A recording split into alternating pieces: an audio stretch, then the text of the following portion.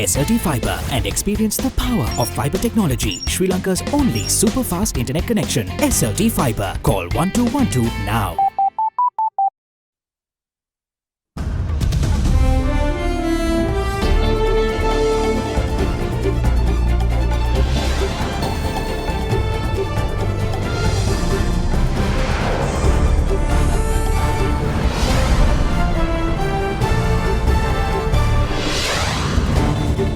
Tonight, the papers are through.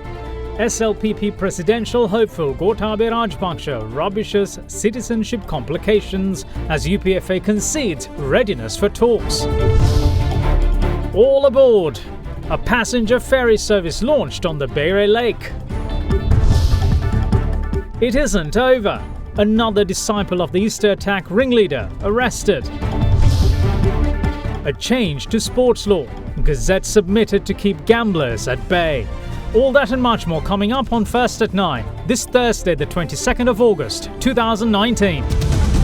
From AdaDerana, this is AdaDerana First at 9. Nama Lifebuoy Cool Fresh සහ Lemon Fresh Menthol සහ Lemon සාරයෙන් 10 ගඳ ඇති කරන සංගුණ විස බීජ වලින් ආරක්ෂා කර ඔබව fresh කරයි. විස බීජ off, fresh එක on.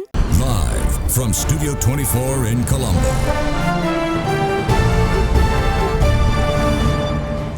Good evening and welcome to First at 9. I'm Dhammika Kanayaka. Let's start with your local stories. A passenger ferry service operating on the Bere Lake from Union Place to Colombo Fort was launched today under the patronage of Prime Minister Ranil Wickremesinghe. The service was implemented as a solution to the city's terrible traffic congestion. The passenger ferry service from Union Place to Colombo Fort was launched under the patronage of Prime Minister Ranil Wickremesinghe today. The city was developed without a plan for 50-60 years. But due to the measures taken by the ministry in the last 4 years, we were able to accomplish something that wasn't there for the last 50-60 years. No matter who says they had a hand in building Colombo, I say that it was built by Minister Patali and the Minister of Megapolis and Western Development.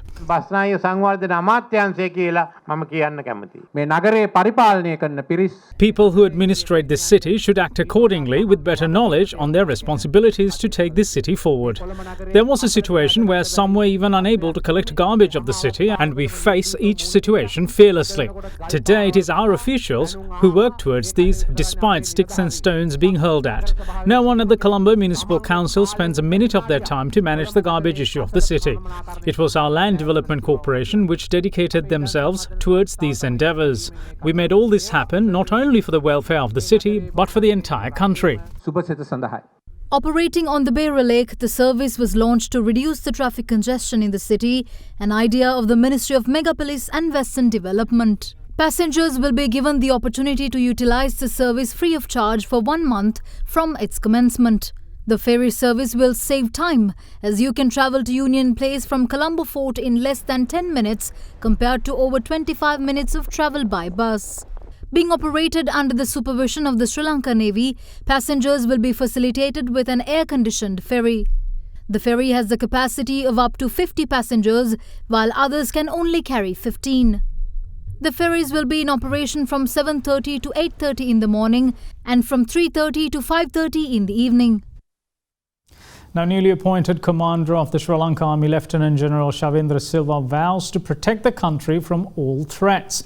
Delivering a message as he assumed duties, the commander said that it is his prioritised and prime duty to give leadership to the army as the commander of the army to defend the motherland's sovereignty, territorial integrity and the unitary status. In his message to mark becoming the 23rd commander of the Sri Lanka Army, Lieutenant General Shavendra Silva vowed to ensure security to all the people in the country, with all necessary security measures intact, stating that he intends to improve the welfare of all war heroes. The commander added that by rescuing the general public from the clutches of terrorism who had been taken hostage, proved to the whole world by example how humanitarian we were. He called for that practice to be sustained among Sinhala, Tamil, Muslim, Burgher and Malay brethren as members of one family, strengthening bonds of coexistence, reconciliation and brotherhood while ensuring their right to life. Touching on the future, the commander said that he wishes to give special attention on grooming army personnel who would be equipped with technical know-how that matches with modern and global standards. He also pledged to recognize military intelligence units and raise them to an elevated level in keeping with strategies of international armies while simultaneously sharing their experience and practices. In his message, the commander further assured that he would enhance capacity of all army personnel while giving them necessary military and administrative knowledge in future to be in line with international armies. Question marks have been hovering over the citizenship status of Sri Lanka Podujana Peremuna's presidential hopeful former Defence Secretary Gotabaya Rajapaksa for quite some time, as law prohibits dual citizens from holding office. But those concerns were put to bed by the former Defence Secretary today as he brushed aside suggestions which say that the process to renounce his US citizenship is incomplete. A discussion between leaders of the Sri Lanka Podujana Peramuna and its local authorities representatives was held at the party headquarters in Battaramulla this morning. The meeting was also attended by the party leader, opposition leader Mahinda Rajapaksa, as well as its presidential contender, former Defence Secretary Gotabaya Rajapaksa. We have the chance of an easy win in this election. The UNP has split into two. A person who does not respect the leadership of the party can no longer be in the party. If so, he should leave and form another party to contest from. The UNP has become helpless. Certain members of the UNP are now in talks with us. We are not threatened by any of the possible candidates. We can even defeat all three of them at once.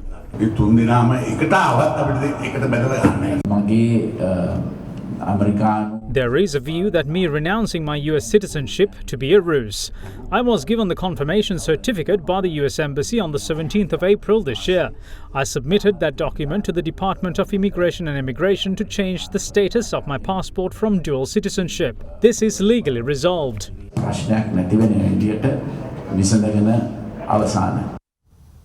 Now, with no conceivable obstacles blocking the former Defence Secretary's march to contest in the next presidential election, General Secretary of the United People's Freedom Alliance, Mahinda Amaravira, expressed readiness to have one-on-one discussions with Gotabaya Rajapaksa. The parliamentarian was responding to questions levelled by journalists at a media briefing held today.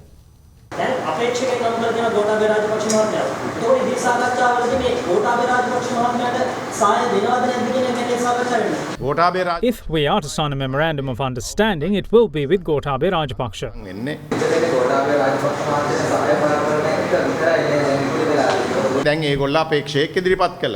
They declared a candidate. We will discuss with him. We have no intention to nominate two candidates, but we intend to conclude discussions on a positive note.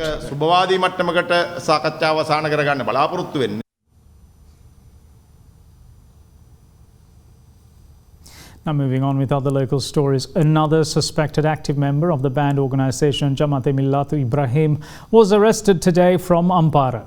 Police media spokesperson SP Ruwan Gunasekara makes the latest arrestee the 16th suspect to be nabbed in Ampara over the last 2 weeks. Ampara police arrested a suspected active member of the banned organisation Jamaat-e Millatu Ibrahim today, who had allegedly received training at the terror camp in Norelia at the hands of Easter Sunday attack ringleader Zaharan Hashim. The arrest was made following information provided by the State Intelligence Service. The suspect is identified as Mohammad Rafaideen Mohammad Ali, a resident from the area of Velambada in Gampola. This terrorist group had given him the name Abu Ikrima. 16 active members of the JMI have been arrested from Ampara over the past 2 weeks. 3 out of the 16 are being questioned in the custody of Terrorist Investigation Division. An underage individual has also been arrested and he is currently in police custody after being produced before court. 12 of the arrested who are still at the Ampara police are also being questioned by the Terrorist Investigation Division. Now, in the meantime, the police media spokesperson also said that the Acting Inspector General of Police has handed over the report on Wasim Tajuddin and Lasantha Vikramatunga murders and 4 other high-profile cases submitted by the Criminal Investigation Department over to the Attorney General. On the 16th of August, the Attorney General instructed the acting IGP to expedite the conclusion of police investigations into 6 high-profile cases, including the assassination of journalist Lasantha Wickramatunge, the killing of 17 aid workers in 2006, the murder of Sri Lanka rugby player Wasim Tajuddin, the abduction of journalist Keith Noyer, and the abduction and disappearance of 11 Tamil youths. The Attorney General had instructed the acting IGP to conclude investigations into the cases without delay and to submit the completed files to the AG's Department for charges to be filed. Minister of Tourism Development John Amartunga says that constructions of the Palali International Airport will be completed by the end of this month. Speaking at an event held in Colombo today, the minister added that security should be in place even in the absence of an imminent threat. Minister, what is the assurance you have on the relaxation of the emergency? The emergency is continuing mainly to complete the investigations of the people who have been taken into custody. Now that is almost coming to an end. Therefore, I had a chat with the Speaker also. He also feels that it should terminate by the end of this month. But isn't that a bit of a contradiction? You say everything is under control, there is no threat. And then at the same time you are saying there are security measures, you don't want to discuss them. No, we have to ensure that there is security. But Minister, you say that there is no threat, there is no imminent threat. But still for all, people prefer some sort of presence of authorities to give some confidence that they are quite safe in the destination. That doesn't contradict or conflict with anything else, merely by saying that in every country there will be this amount of security. When there are so many people coming in, we have to make sure that the correct people coming, not unwanted people. Even entering a hotel, they do a good check. I mean, that should be there. We had that in the past years. These people had given it up and let loose. So if they had those normal checks that they are having now, these bombings would have never taken place. The Parliament today debated the bill presented by Minister of Finance Mangala Samaravira on proposed amendments to the People's Bank Act No. 29 of 1961. Responding to heavy criticism by members of the opposition, State Minister of Finance Derana Wickramaratne emphasised that these amendments are brought as an attempt to increase the authorised capital of the bank and that privatisation of the entity will not be allowed.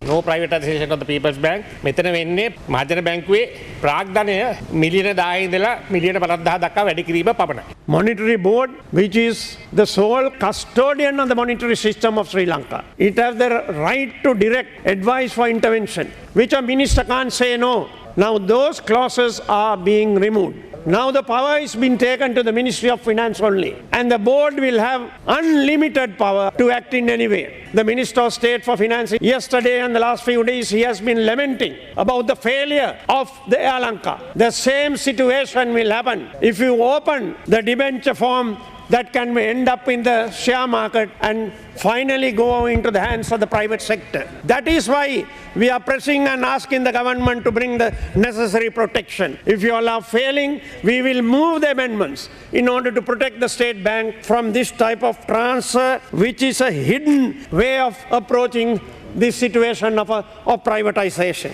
Don't try to kill our established national banks. It will only push our economy into the hands of the foreign hands. Because the 13th section will not permit a conversion to a non-government entity, it will not permit it, then it will remain in the hands of government. This provides for the bank to actually go into the debt market, which it didn't otherwise have. The decision can be taken by the bank, because all other Sri Lankan state-owned banks have that right. Only the Bank of Ceylon doesn't have it, because it requires it to get a guarantee from the government. This releases it from getting that guarantee. In 2016 and 18, the central bank repeatedly stressed the importance of bolstering its regulatory capital levels. Right? And the Monetary Board, right, reiterated this in a letter in early 2019, that the central bank requested the bank to expedite its Act amendments to enable the bank issue debentures to meet its regulatory capital.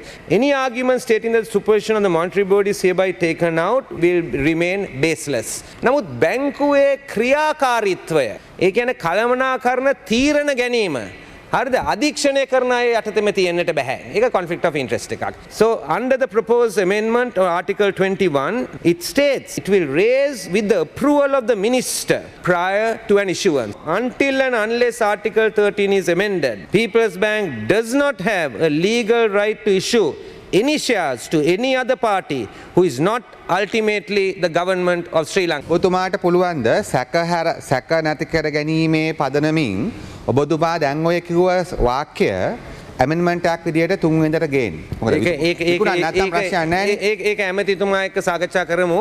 ඇමෙන්ඩ්මන්ට් එකක් ඕනනම් ඉදිරිපත් කරන්න. The new permanent representative of Sri Lanka to the United Nations, Shanuka Derana, presented her credentials to UN Secretary General Antonio Guterres yesterday.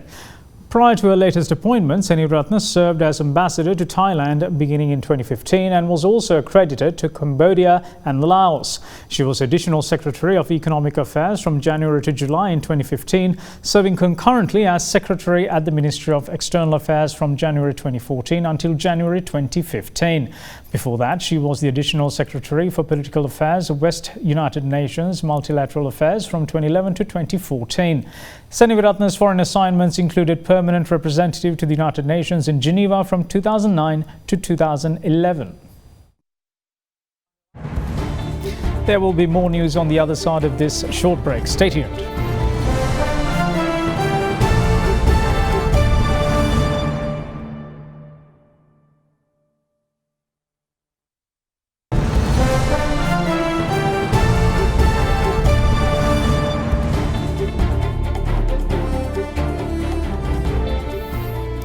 Welcome back. You're watching First at 9. Now, it has been revealed that funds allocated for Lanka Satosa had been used for expenses of a private media organisation owned by a prominent politician in the country.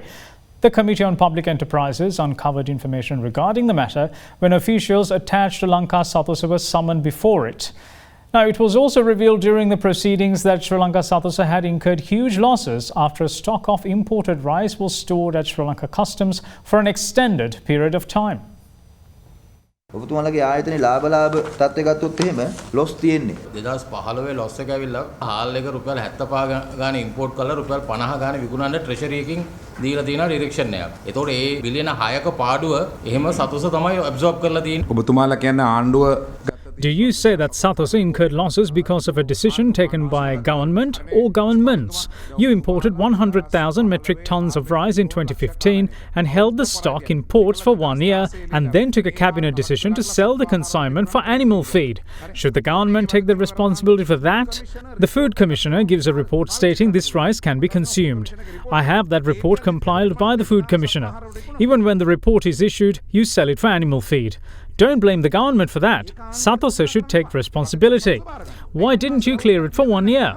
වැඩි ගානට ගෙනාපු එකක් අඩු ගානට දෙන්න කියන හේතුව පදනම් කරගෙන. ඇත්තටම මේක බිස්නස් එකක් කරනකොට අතිරේකලකන්තුමා කවුරුත් බේරන්න එපා. Don't try to protect anyone here. This is the same thing done by the paddy marketing board. They take a commission of around 35 to 40 rupees per kilogram from companies they resell them to.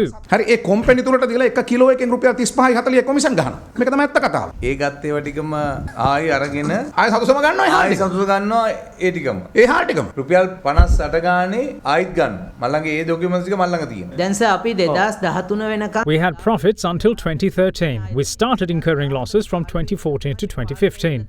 We have to pay an interest amounting to 1.6 billion rupees to banks. It's not us who took that decision. It's a decision taken by the Treasury. එහෙනම් මේ බර ටෙෂරිය බාර ගන්න ඕන. ඔබතුමාලා UTV කියලා channel එකකට මාසෙකට ලක්ෂ 15ක් ගෙවනවද? සතොසෙන්. ඉවන් ඇස කලින් ගෙවුවද? කලින් ගෙවලා තියෙනවා. මොකද UTV channel එකෙන් වෙන සේවය සතොසට කියන්න බෑ. ඒ කාලෙස අපේ මාකටිං ලොකු බජට් එකක් අපි මීඩියාස් වලට ස්පෙන්ඩ් කළා. ඒකෙන් තමයි ඒක අයිතිකාරය කවුද කියලා දන්නවද? මාසෙකට ලක්ෂ 15 ගණන් කොච්චර කාලයක් ගෙවලා දෙනවා? රිපෝට් එකක් දෙන්නම් සර් ඒක බලන්න. මේක ඔය channel එකෙන් මොකද්ද කරන මාකටිං එක කියලා. ඕක කරන්නේ දේශපාලන channel එක. කියන්න දන්නේ නැහැ. ඔබතුමා තමයි හොඳටම දන්නව.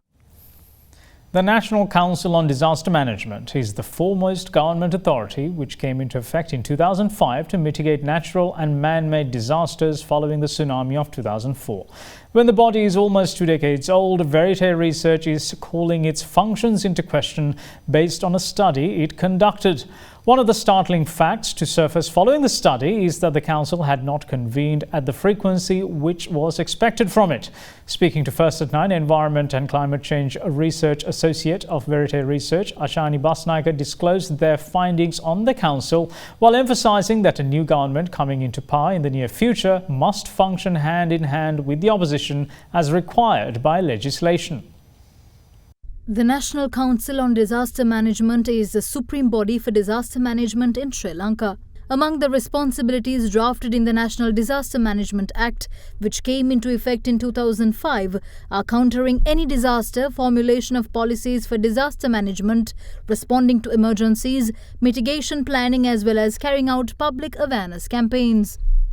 The body comprises of the President, the Prime Minister as the Vice President, Opposition Leader, 5 other members of the Opposition, 9 Provincial Chief Ministers and 25 Subject Ministers. The Council was also set to meet 4 times a year. With that being the case, Verite Research conducted a study titled Disaster Management in Sri Lanka, Administrative Failures.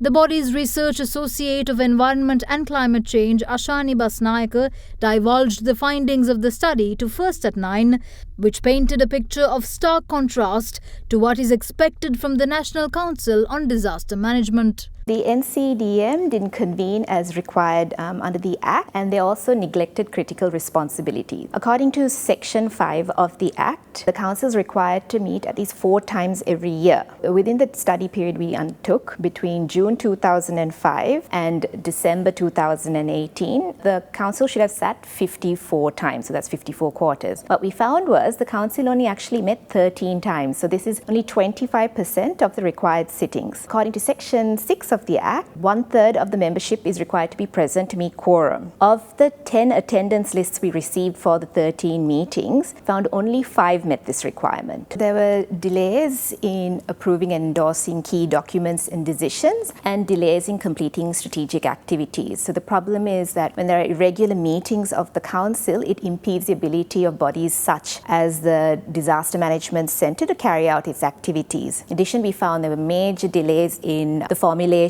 of fundamental documents. Sri Lanka was plagued with a number of major floods, droughts, landslides and flash floods over the past decade. So what was the function of the National Council on Disaster Management in mitigating these disasters? We looked at the number of disaster events. Generally, there were about 31 over this period. The Council discussed these hazards on maybe just 9 of these occasions. So there were far more hazards than there were actually meetings. It's arguable that perhaps if the Council did convene and show stronger leadership, perhaps the response could have been better, and we could probably do a lot more in terms of our mitigation planning. So our message would be for the next government to work with the opposition, which is how this body is structured, to be able to provide a more resilient environment for all Sri Lankans to ensure our safety. Now, the Government Medical Officers Association is currently engaged in a 24-hour island-wide token strike. The strike is launched after allegations on a medical drug shortage, attempts by the Ministry of Health to hand over appointments to those who failed the advanced level examination, and its efforts to disrupt functioning of the Sri Lanka Medical Council.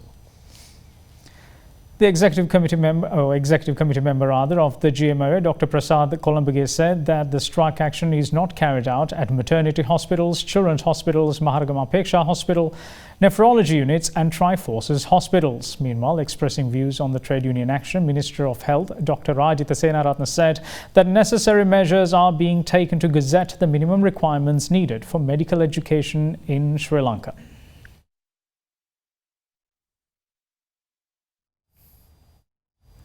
High Commissioner of Pakistan, retired Major General Dr. Shahid Ahmed Hazmat, called on Sri Lankan President Maithripala Sirisena recently to appraise him about the current situation in the Indian-occupied Jammu and Kashmir.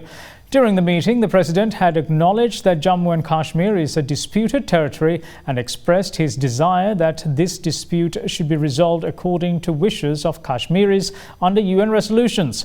President Sirisena had also offered Sri Lanka's mediation and facilitation of dialogue between Pakistan and India to reactivate the SARC forum. The head of state had said that resolution of Kashmir issue is essential for permanent peace and stability in the region.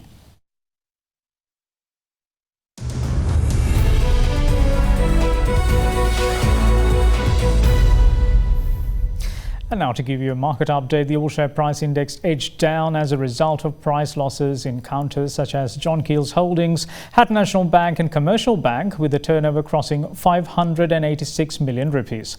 The S&P SL20 closed in red. Crossings were witnessed in Dialog Asiata, John Keel's Holdings and Sunshine Holdings, accounting for 58.7% of the turnover. Let's now cross over for a brief report on today's market performance. Ahead of tomorrow's central bank monetary policy announcement, the secondary market yield curve remained broadly unchanged, while the overall market witnessed limited activity with ultra thin volumes. In the stock market, of course, the market fell for the second consecutive day of the week. Foreigners continue to be net sellers, with a moderate participation dominated by the selling in HNB and Sampath Bank. And now to give you a currency update, the Sri Lankan rupee ended 0.36% weaker at 179 rupees and 42 cents against the US dollar, compared with yesterday's close of 178 rupees and 75 cents to 179 rupees, extending the loss in the last four sessions to 1.25%.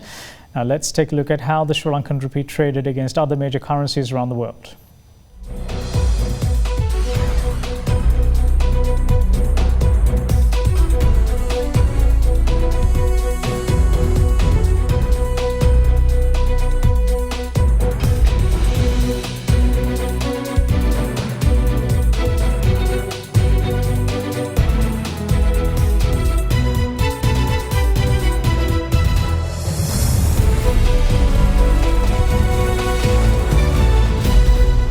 We have international and sports news on the other side of this break. Don't go away.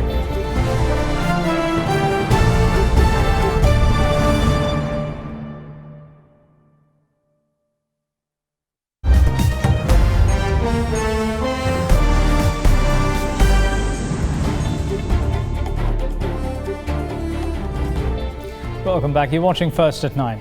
Now, China has urged Canada to immediately stop interfering in the affairs of Hong Kong. A call was made today by a spokesperson of the Office of the Commissioner of the Chinese Ministry of Foreign Affairs in Hong Kong after many Canadian politicians recently made what China termed irresponsible remarks on the current situation in Hong Kong. The spokesman said that the office expressed strong dissatisfaction with and firm opposition to Canada's irresponsible remarks and interference in China's internal matters. He noted that Canadian politicians confused the violent and lawless acts with peaceful assembly and ignored the lawful control of violence by the Hong Kong police, and out of ill-intentioned motives called for all parties to exercise restraint. He called the remarks erroneous, which confused right and wrong and called black-white, running counter to the general appeal by the people of Hong Kong and the society as a whole for stopping violence and control chaos and restore law and order. The spokesman added that Hong Kong is China's Hong Kong and the Hong Kong affairs are purely China's internal affairs, brooking no interference by any foreign force, organization or person.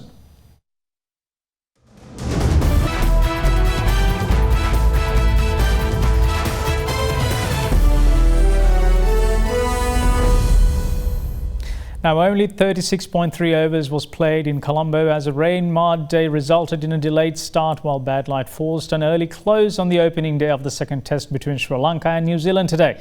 Electing to bat first, Sri Lanka was on 85 for the loss of 2 wickets at the end of the day's play. Skipper Dimuth Karunaratne was unbeaten on 49 when proceedings were halted for the day.